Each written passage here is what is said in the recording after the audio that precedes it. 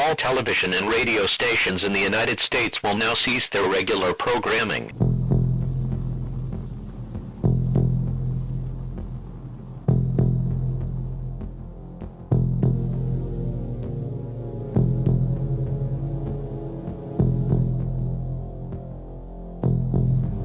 As a general rule of thumb, if you see a so-called hidden truth that they supposedly don't want you to know spreading like wildfire all over the internet, it's probably not true. For example, when we see people relentlessly warning about the dangers of 5G day in and day out, we then need to look for the motive behind the propaganda in order to determine where it most likely came from and why it was most likely perpetuated for all this time. And it should start to become obvious when we look at headlines like this one from the Atlantic that says 5G is where China and the West finally diverge, and this one off CNBC that says how the U.S. can beat China in the competition for dominance in the 5G race. It's when you see headlines like these that you start to see a reason for a 5G fear campaign, as we've seen all over the internet for quite some time now, and you'll probably continue to see it as long as China is in the lead technologically. Here's another article with the headline, "Does it matter if China beats the U.S. to build a 5G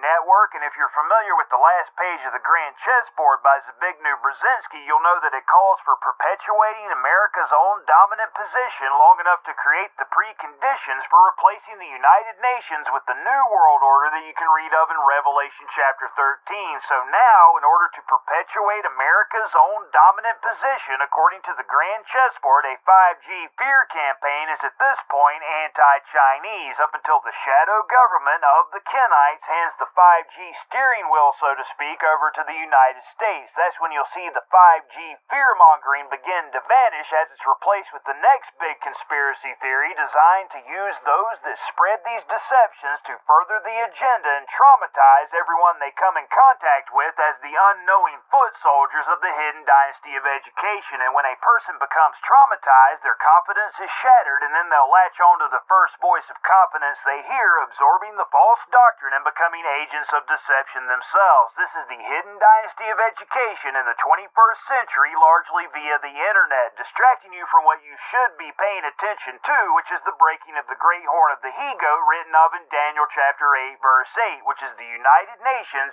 in my opinion. And remember, the World Health Organization is a subsidiary of the United Nations, and back on February 10th, 2020, an article was published on foreignpolicy.com that said Trump seeks to cut in half the U.S. funding for the World Health Organization as coronavirus rages. And this article from today says the Federal Reserve launches new lending facility for foreign central banks. The Federal Reserve can just endlessly print Federal Reserve notes, and the U.S. dollar is the world's reserve currency. Remember, in the last several years, China and Russia had talked about abandoning the dollar, but COVID-19 is a gigantic setback to that plan, which will perpetuate America's own dominant position, as Brzezinski's strategy calls for in the Grand Chessboard on the last page, as well as replacing the UN, which is the great horn of the he-goat, in my opinion. And once the great horn is broken, so to speak, Revelation chapter 13 begins when the so-called New World Order comes into being, which may very well be triggered by what the media will portray as an alien invasion, when it'll actually be Satan and his fallen angels arriving to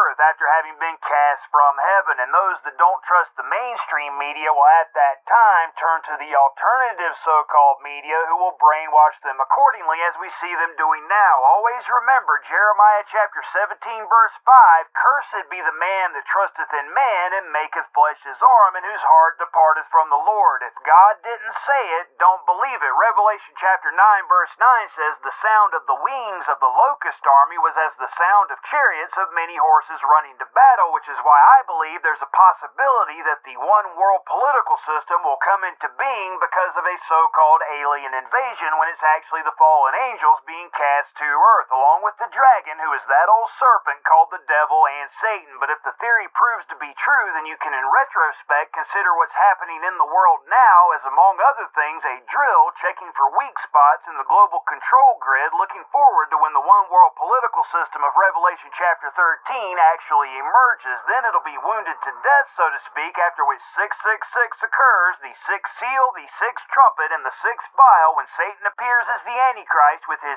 image being transmitted throughout the world at that time, along with the images of his fallen angel locust army in the consumer stage thereof, killing most Christians, spiritually speaking, when they worship Satan instead of Christ. So it's not the technology itself that's the threat, but rather not knowing that the true Christ doesn't return at all until the seventh trumpet. And as the true Christ says in the last verse of Mark chapter 13, what I say unto you, I say unto all, watch.